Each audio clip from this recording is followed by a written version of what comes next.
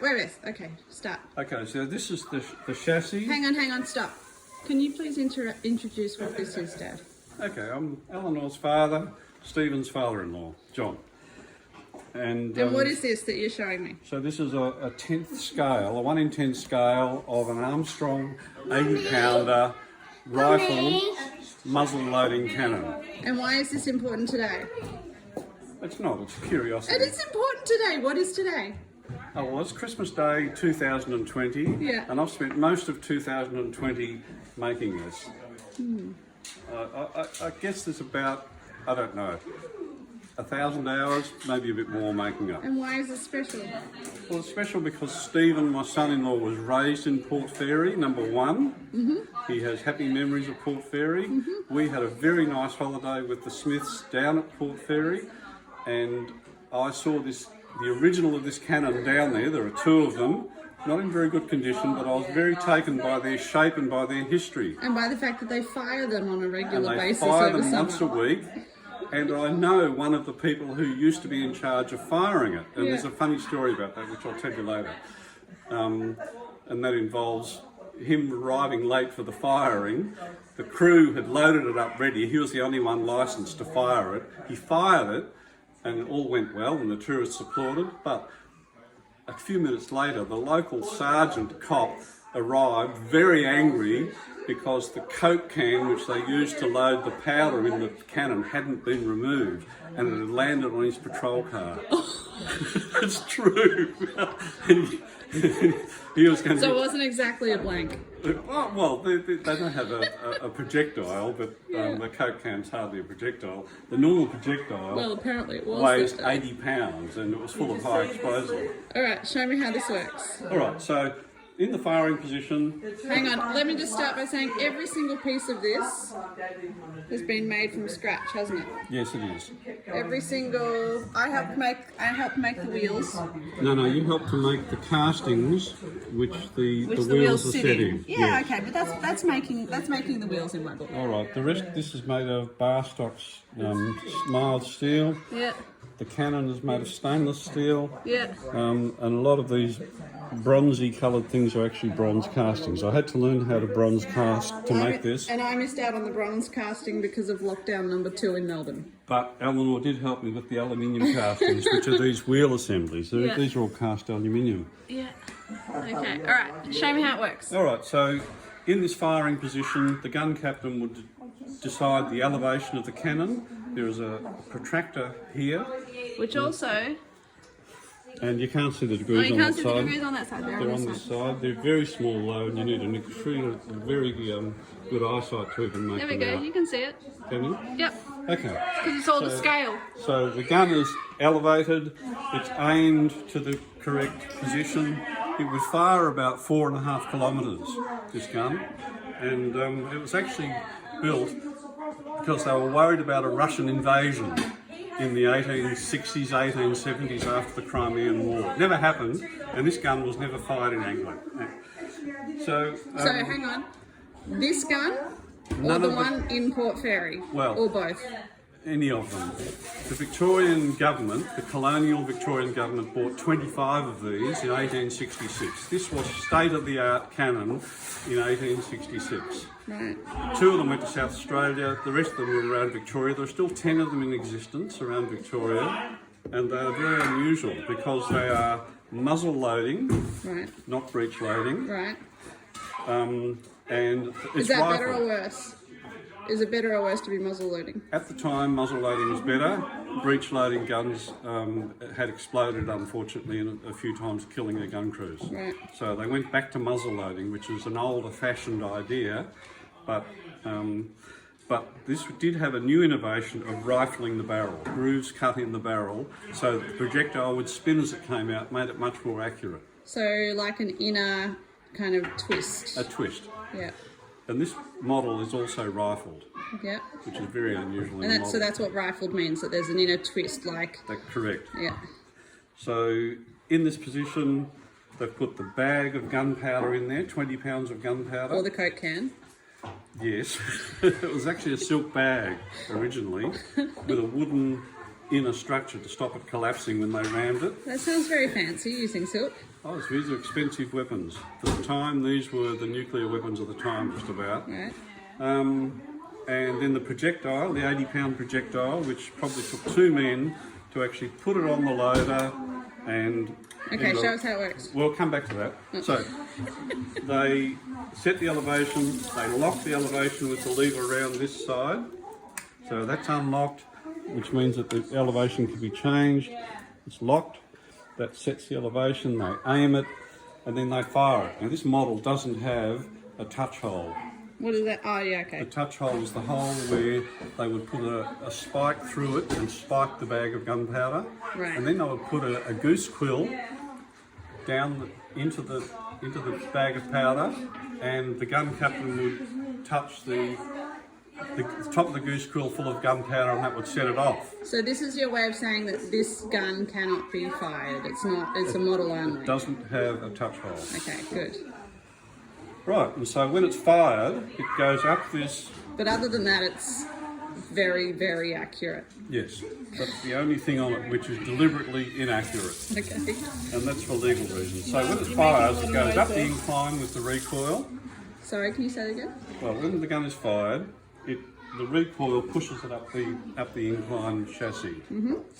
And then they swab out the barrel.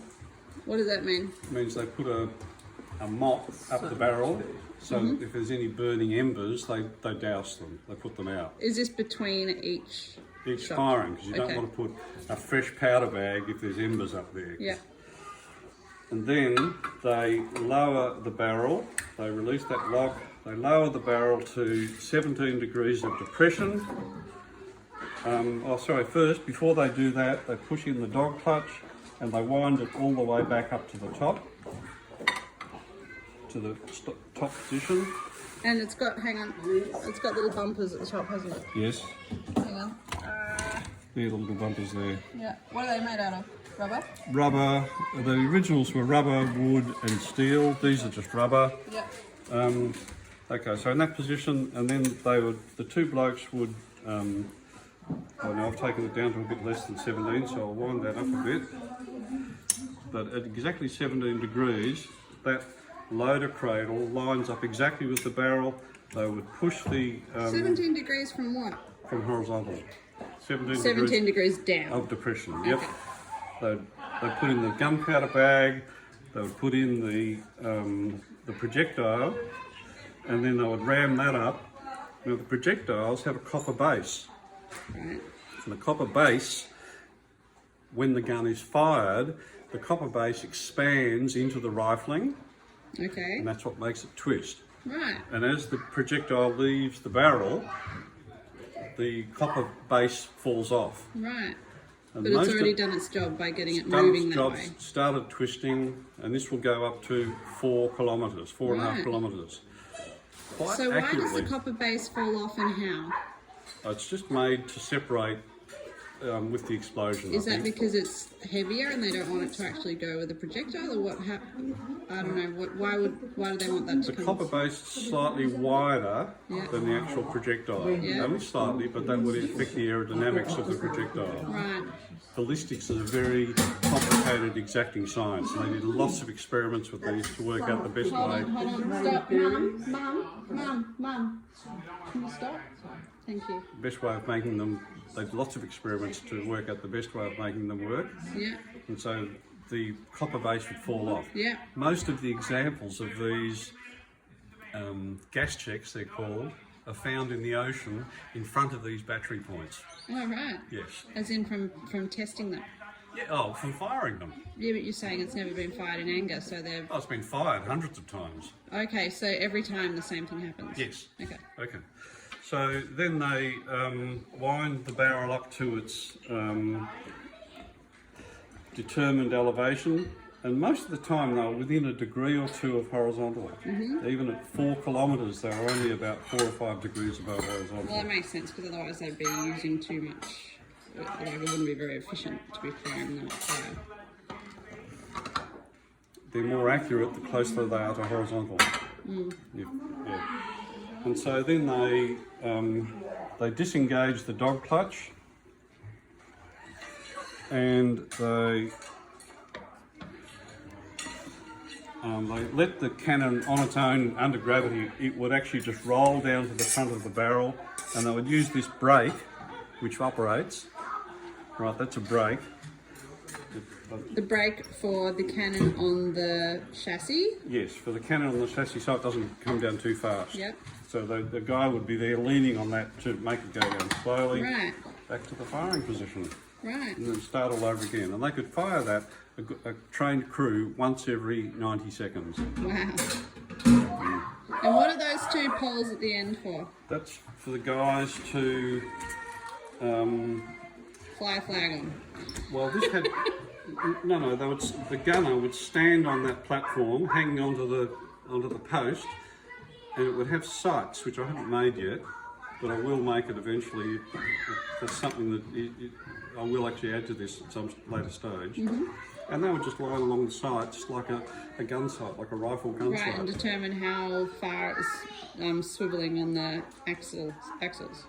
Well, yes, basically to aim it in that direction. Okay, so it doesn't have the sight lines yet, but it does have... Well, it's got marks which actually line the barrel up. Yeah.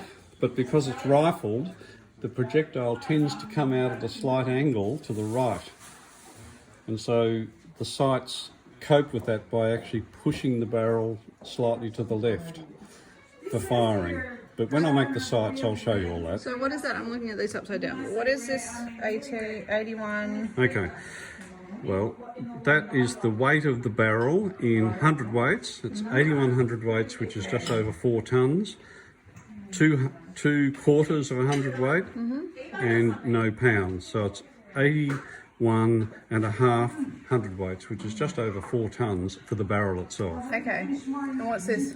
This mark is a proof mark, which shows, one, it shows the end of the bore, and it also shows that the barrel has been tested in the Royal Gun Factory in Woolwich, England. Okay, so that's just for symbolism at the moment.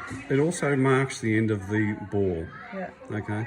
The next mark is Queen Victoria's As cipher. in that's the end of where the actual hole is? Yes. Okay. And then Queen Victoria's cipher. And on the end of the trunnions...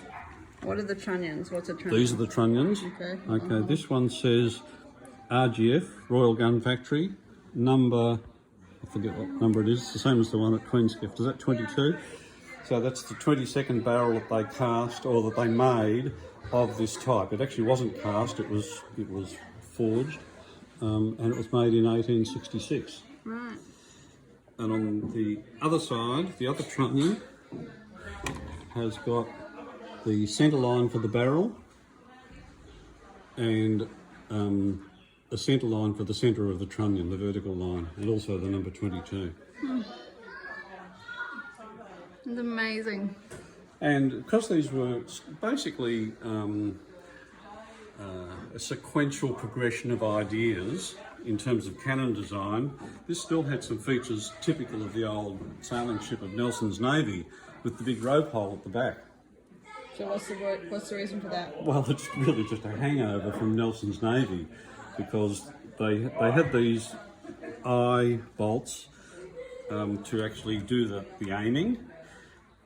So they probably used it for lifting it. They probably used, when they lifted these onto ships and onto lambkins, they needed a crane of some sort, and they probably lifted it by that point.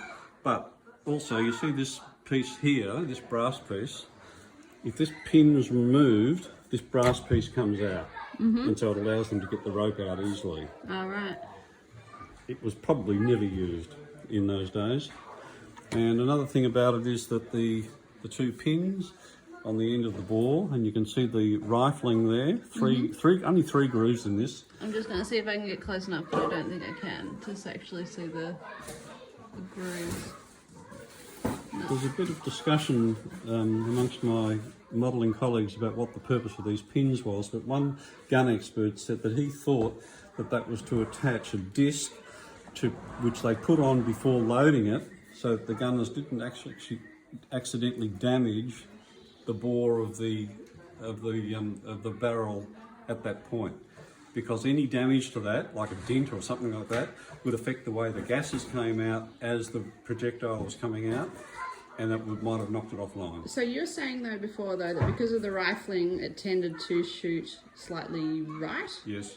Okay, so they're already able to factor that in. Yes. But with they the wanted sight. to be able to anticipate that with as great a degree of accuracy as possible. Yes. Good. So I don't know if that's true or not about the protective plate, but it sounds logical. Some people ask what the middle tube is for. This tube here. Yeah. And that was like a shock absorber. So as the gun is recoiling, it this you can see that there was a piston in there. It was full of heavy oil, and that dampened the movement Right. of the gun backwards. And you'll see also that there's a number of gears under there. Yep. They're all handmade. When you say handmade though, I mean, I made them. you made them but with machinery. Of course, I haven't made Of this course. machinery. Yeah, you weren't chiseling them. No, they're machined, but me. in fact they mostly are cast discs and the teeth are cut of machinery. Alrighty. So how many machines did it take to build this? I didn't count them. Well, it's beautiful. And thanks, Dad. If I got $10 an hour for making this, it would be worth about $10,000. And is that including the research? No. No. Excellent. But I must say, I think it's probably the nicest model I've ever made. I think it's spectacular. And thank you. And this is for Eleanor and Stephen Smith 2020.